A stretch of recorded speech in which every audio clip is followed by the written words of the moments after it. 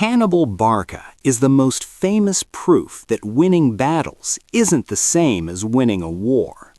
He marched into Italy by a route that looked impossible, shattered Roman armies in ways that still get taught today, and kept the greatest power in the Western Mediterranean on the defensive for years. And yet he ended his life as a fugitive, an exile moving from court to court, hunted by Roman influence, choosing poison over capture. So what happened? How does a commander who wins Trebia, Trasimene, and Cannae, 3 crushing victories, still lose the Second Punic War? Because wars are decided by more than genius.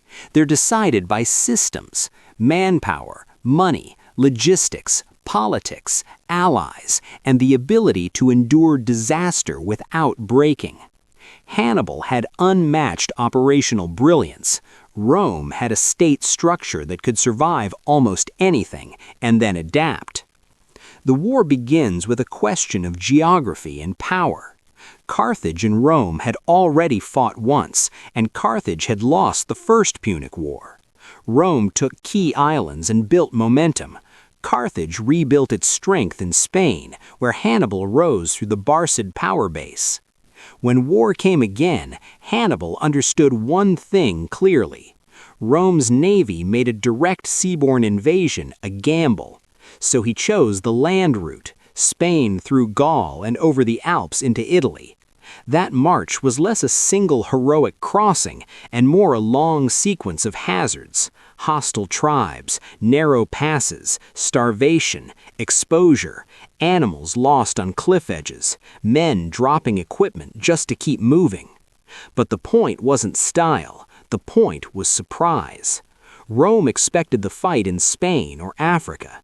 Hannibal dragged it onto Roman-adjacent soil, forcing Rome to respond on his terms. Then he did the unthinkable. He beat Rome repeatedly, fast.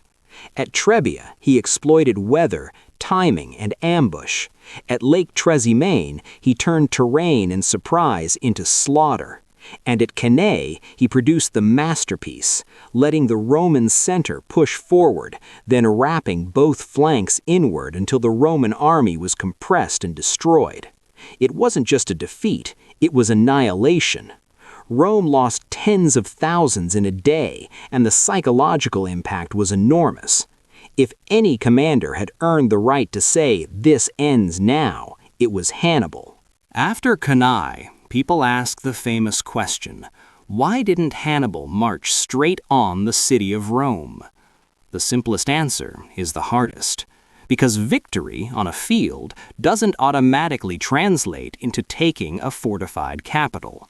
Rome wasn't a tent camp you could overrun. It had walls, garrisons, reserves, and the ability to raise new armies. A direct assault required siege equipment, steady supplies, and time. Exactly what Hannibal didn't have in abundance deep inside enemy territory. Hannibal's real plan was more strategic and, in theory, more achievable: break Rome's alliance network. Rome's power in Italy wasn't only Roman citizens under arms. It was a lattice of allied communities bound by treaty, obligation, and fear.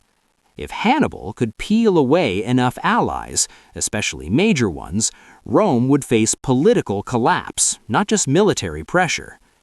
Some allies did defect. Capua, among others, shifted sides. Parts of southern Italy wavered. But Hannibal needed a chain reaction. He never got it. Many communities stayed loyal because Rome had long-term leverage, citizenship pathways, economic ties, and the ability to punish betrayal after the fact. Hannibal could win spectacular victories. Rome could promise, threateningly, that it would still be there in 10 years. Rome's response to catastrophe is what turns Hannibal's story from a tale of battlefield genius into a lesson in state power. Many ancient states would have sued for peace after losses like Trasimene and Cannae. Rome did the opposite. It raised more legions. It widened recruitment. It mobilized allies. It treated endurance as a civic duty.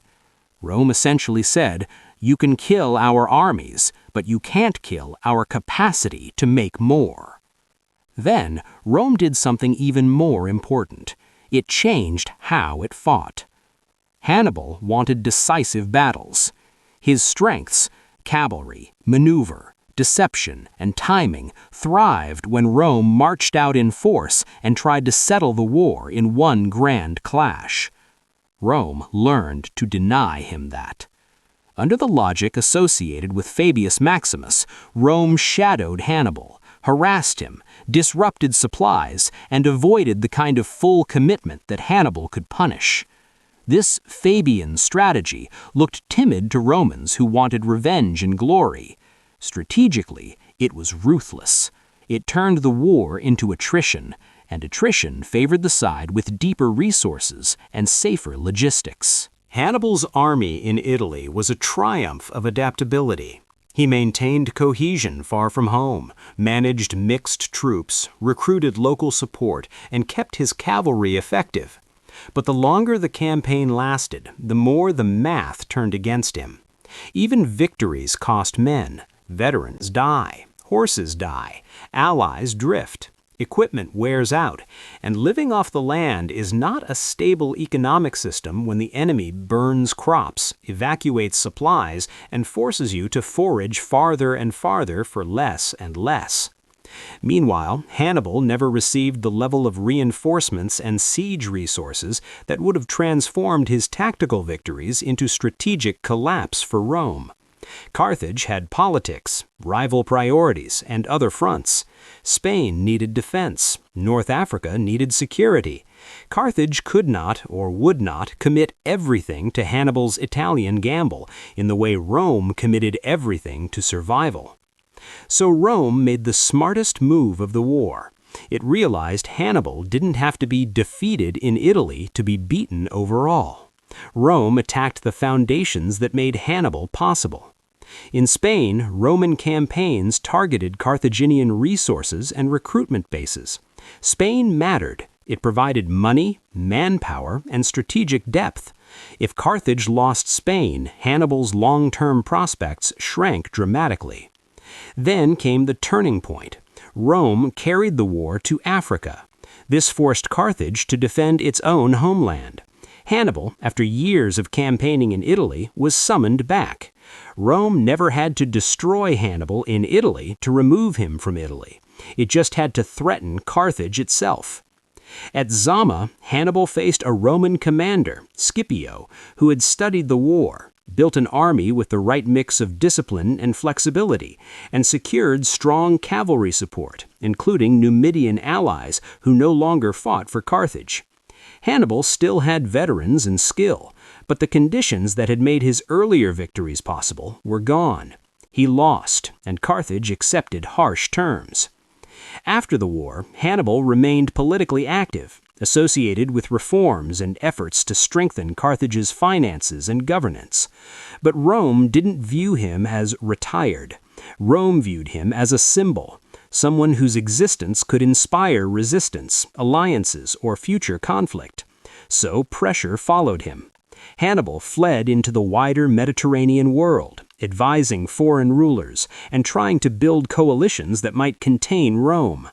But Rome's influence kept expanding. The more Rome grew, the fewer safe places existed for a man like Hannibal. Eventually, cornered, he chose suicide rather than be paraded as a trophy. It was a grim final act of control by someone who understood exactly what Roman mercy could look like in political theater. And that's why Hannibal remains unforgettable, not just as a tactical genius, but as the man who proved that you can win every headline battle and still lose the only result that matters, the war itself.